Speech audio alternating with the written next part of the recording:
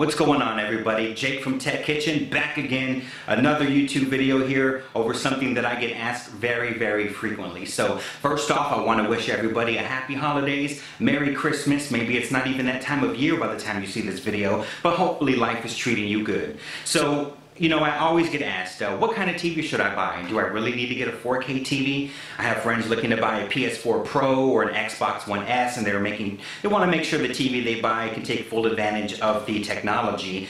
And, you know, as well as sound, you know, they're looking for a sound bar maybe, or just trying to find the perfect headphones. Well, I'm not going to cover the headphones. We will cover everything as far as the actual home theater so that you can get that full experience, not only visual, but audio as well. So without any further ado, let's go ahead and check out and get into my home theater.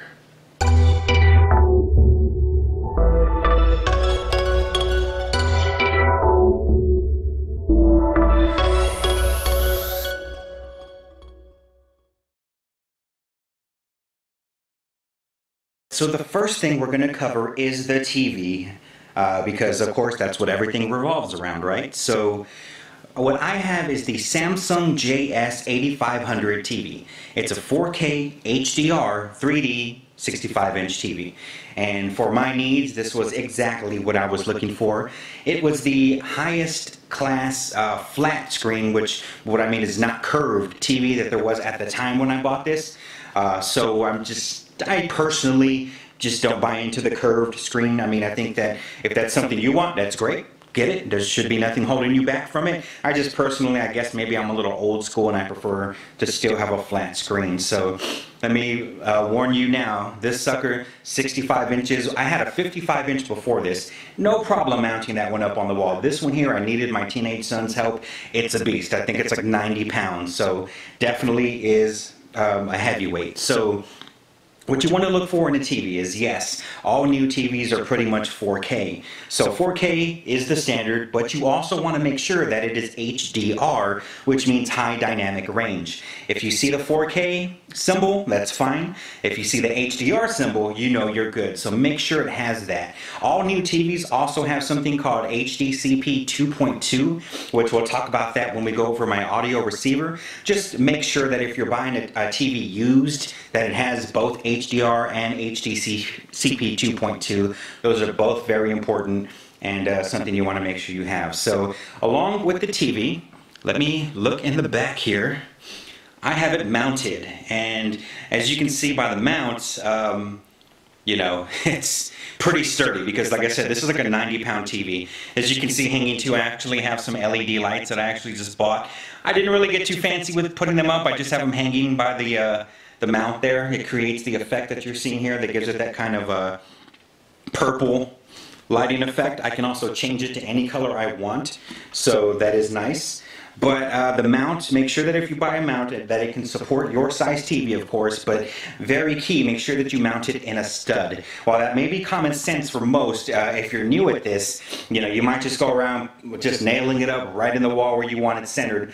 Make sure you get a stud finder, make sure you're using a tape measure, everything that you need so that you can line it up perfectly and make sure it's installed into that stud. So again, if you have 4K, HDR, HDCP 2.2, you're good. So whatever size TV you want, whatever brand, you know, don't let anybody sway you. Once you make up your mind, just do your research and you should be good to go.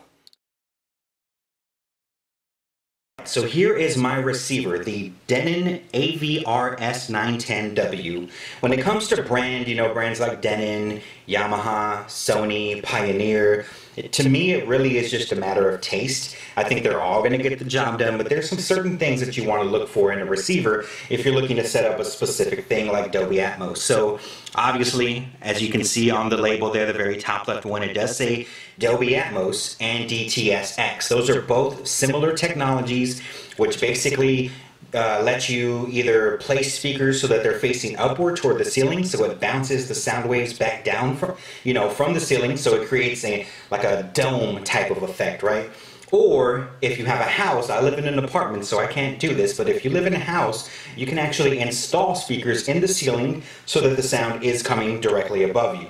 Now obviously installing them in the ceiling is going to give you the optimal sound, but if you're like me and you live in an apartment, then you just have those speakers facing upward to bounce off of the ceiling. So there's some receivers that only support Atmos and some that only support DTS:X. In my opinion, you'll want to get one that supports both. You know, that way no matter how the movie is mixed, you have it all covered. Something else here, it is a 7.2 channel receiver, which means that you can put one center speaker in front of you, two speakers left and right in front of you. You can also have speakers directly to the left and right of the listening position, as well as two speakers in the back of you in the rear position, and up to two subwoofers. So me, I used to have a 7.1 setup, but then I went Dolby Atmos, which I'll get into once I talk about my speakers. Now, looking at the HDMI, it does have 8 inputs and 2 outputs. Now, in the old school days, you know, you would basically buy a TV, a receiver, you know, let's say Nintendo, your cable box. You would plug in your cable box and your game system into your TV, and then you would have the sound going from your TV into the receiver. Nowadays, everything routes through your audio receiver. So I have my Xbox One S going into one of the HDMIs of the receiver. The cable box goes into the receiver. If I had a PS4 yet, which I don't have just yet, that would go into the receiver. And everything passes through there into the TV. So it's kind of like your full central hub now. So you want to make sure that it has the capabilities to support 4K, HDR, and HDCP 2.2. And what that HDCP 2.2 is, it's kind of a protective thing with 4K discs so that people don't pirate. You know, I'm not sure the full details of it, but it's basically to try to prevent piracy. So if your TV is 2.2, your audio receiver is 2.2, you're good to go. And again, as long as it's HDR and it can support that, you're good to go with that as well. So that's pretty much it. One thing is, you know, when it comes to like speaker wire, the gauge, you don't want to use a super thin gauge. I believe I have 16 gauge. I'm not 100% sure. I wired this up and I used all of the speaker wires, so I don't have the, you know, the little thick bundle that it came in to look at the tag. But the speaker wire I have is pretty thick. And let me just show you really quick here. That way I can actually show you what I'm talking about. It's a pretty decent size here. So there it is. And it's not too thin and it's not too thick. There are definitely some speaker wire that go a lot thicker than this. But I'm in an apartment, and while they do have a good effect, being in an apartment, it's not like I can blast this system crazy anyway. So, you know, for me, it definitely gets the job done. But, you know, just something that you should take note of. And I think that's about it as far as the receiver goes. So let's go ahead and move on to the speakers. So this is my center channel. As you can see, it has a tweeter in the middle. Now, there's different brands. You know, I think that the best way to do it is to demo. Go into a store, you know, a Best Buy, whatever you have. I know there's another store locally here that we have called Bjorn's. I don't know if that's a nationwide thing or not. But you basically, if you can demo them, I would recommend you demoing them. Now, what you hear in the store is always going to be a little different than what you hear at home because the acoustics are different.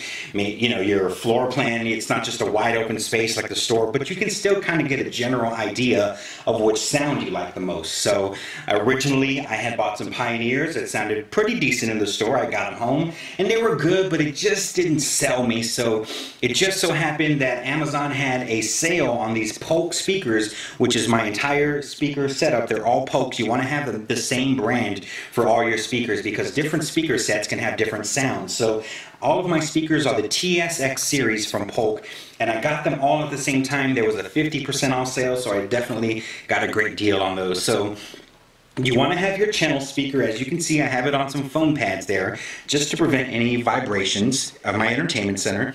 So you have your center speaker, and that's pretty much where the majority of your sound's going to come from. You have your left speaker, which I have towers, and you have your right, and you have your rear. So one to the, well, my left, the way I'm facing, this one's to the right. But so when you're all set up, you know, you're here.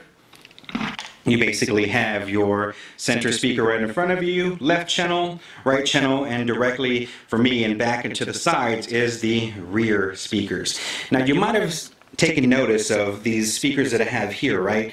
facing upwards. It's what I was talking about, the Dolby Atmos. So yes, they do make specialty Dolby Atmos speakers that you can normally place on top of your tower speakers, which will then reflect up to the ceiling and back down to the listening position. However, I already had these speakers. What I found is that with those Dolby Atmos speakers, they tend to be smallish, and I don't know how much sound they actually produce. You can always raise the volume, of course, but I already had these speakers acting as part of my 7.1 setup, and they were normally off to the sides. But since we moved into this new place, there's really not any space for them, and if I did, it would look really tacky. So what I did is I used the settings on the receiver to set it up as a Dolby Atmos. Bought these little short stands here, placed them using foam pads, and some little inserts on the back end so that they face the ceiling in a diagonal kind of arch here. As you can see, it shoots up and then it comes back down. So I'm basically mimicking that Dolby Atmos effect, and it does work. I've actually tested it with, like, John Wick has a rain scene in the beginning where he's at a funeral, and the rain definitely fills the room. So, Dolby Atmos, DTSX does the same thing. I think that if you already have the speakers, you can position them in a similar way and take advantage of that sound. Alright, and here we have my console. So this is the Xbox One S. Now this isn't a war or anything as far as Xbox versus PS4. I'm actually planning on getting the Pro. Now that they're releasing, a good couple of more games in 2017 that look really interesting to me. I was just waiting for enough exclusives to warrant the purchase. That can be argued, of course. Many people have the PS4. But the reason that I got the Xbox One S, so Samsung had a 4K Blu-ray player that came out. It was one of the first that could actually play 4K discs, right? So I went out and grabbed it. It was like $400. I think it was the KS8500, if I'm not mistaken. So I had that, and I had my Xbox Elite. Now, the Xbox played the games, it let you watch TV, everything like that, but it didn't play 4K discs. The player did. Shortly after getting the player, Xbox announced the Xbox One S would be able to play 4K discs. So right away, I actually sold off my Xbox Elite and my 4K player, got a little bit, a few $100s in my pocket, and basically swapped out 2 units for the one. So now this Xbox One S can not only play my games, let me watch cable, all the other things, the apps, Netflix, Hulu, but also play my 4K movies. And it is 3D compatible as well. As of today's date, the only thing that it's lacking is Atmos support. But there is going to be an update for that in the near future, and once there is, it's pretty much my all-in-one machine. So, takes care of everything that I need. Let me pull the camera off here. As you can see, I actually have a lot of different types of movies. Let me just look at the top here. So we have a regular Blu-ray, we have a 3D movie, and we have a 4K movie. So all of my needs with all of my movies that I have almost every Marvel movie. I could go on and on as far as my movie collection, but everything that I have from Blu-ray to 3D to 4K, the Xbox One S takes care of me. So does my receiver and my TV, so I'm good to go as far as that. So let's go ahead and move on to the next part of the puzzle. Alright, so what we have here is the APC H10 power conditioner. So if you're not familiar with what a power conditioner is, basically it's a power strip. On the back of the unit are multiple places to plug in the TV, the entertainment, the receiver, the Xbox, the cable box, everything else.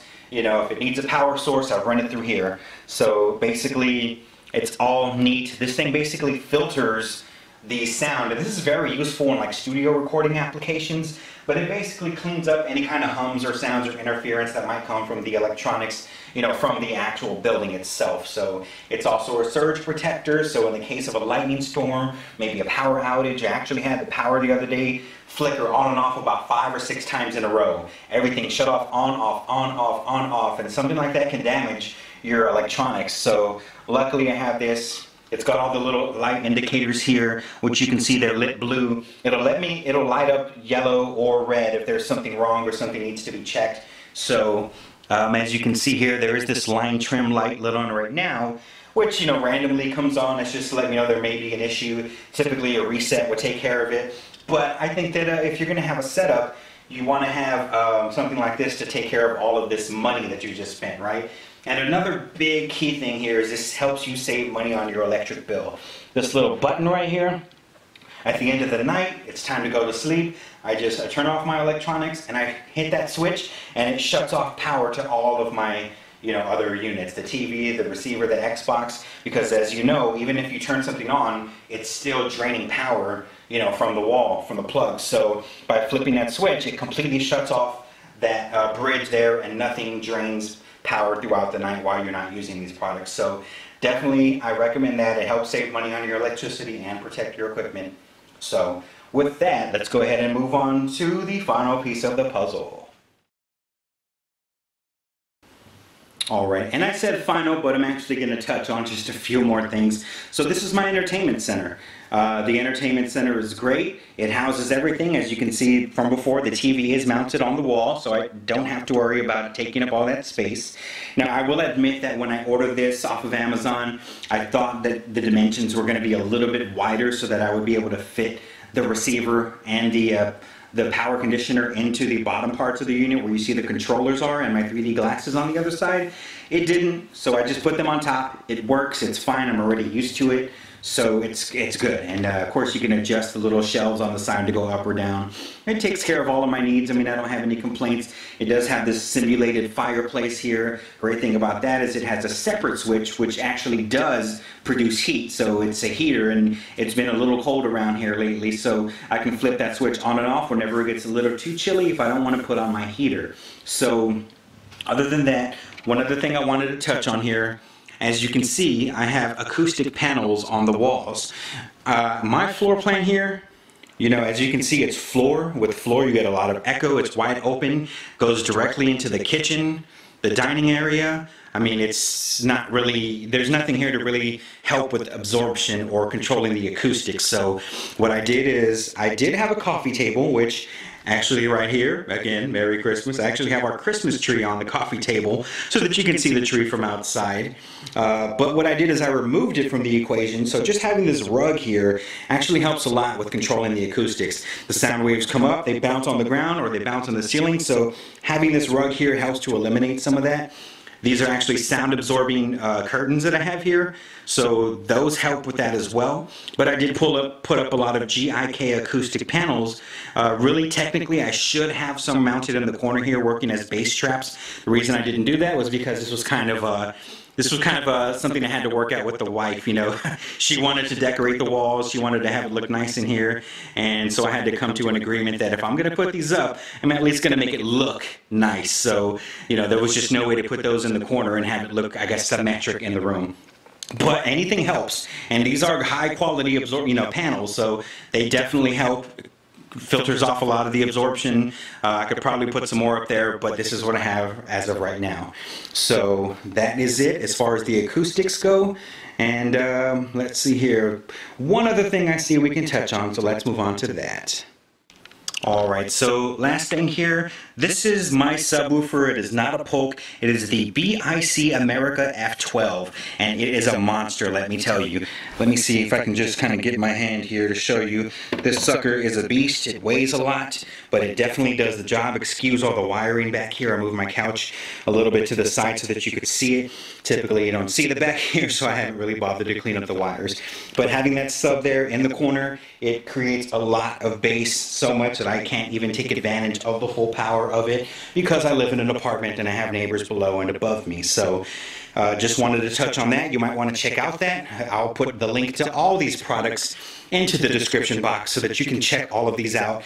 The last thing I have is my router here. Just a quick little tidbit on that. A lot of people don't know. I see people put their routers into their entertainment system. You want to keep it wide open. You don't want to have anything closing it off or surrounding it. It's going to interfere with your Wi-Fi signal, so just a little tip there. But that is it, people. So I hope that you enjoyed this video. I hope that it gives you some tips, some ideas of your own, so that you can set up your own ultimate home theater here. If you have any questions, feel free to ask in the comments. I'll respond as much as I can. And again, have a happy holidays, and all the links to these items will be in the description. So, Jake from Tech Kitchen here, wishing you all Merry Christmas, and have a good one.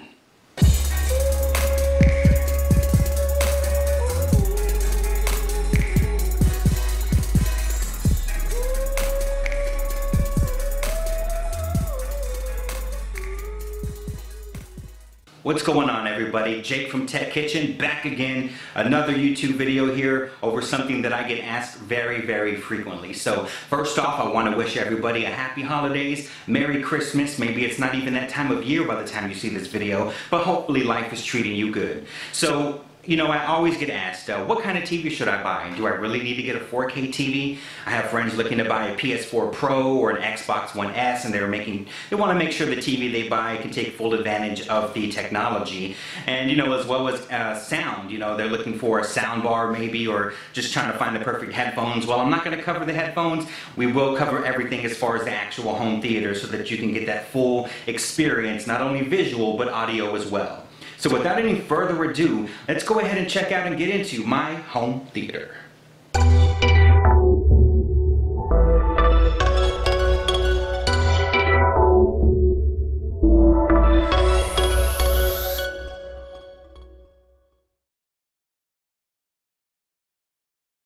So the first thing we're going to cover is the TV, because of course that's what everything revolves around, right? So what I have is the Samsung JS8500 TV. It's a 4K HDR 3D 65-inch TV. And for my needs, this was exactly what I was looking for. It was the highest class flat screen, which what I mean is not curved TV that there was at the time when I bought this. So I personally just don't buy into the curved screen. I mean, I think that if that's something you want, that's great. Get it. There should be nothing holding you back from it. I just personally, I guess maybe I'm a little old school and I prefer to still have a flat screen. So let me warn you now, this sucker, 65 inches. I had a 55-inch before this. No problem mounting that one up on the wall. This one here, I needed my teenage son's help. It's a beast.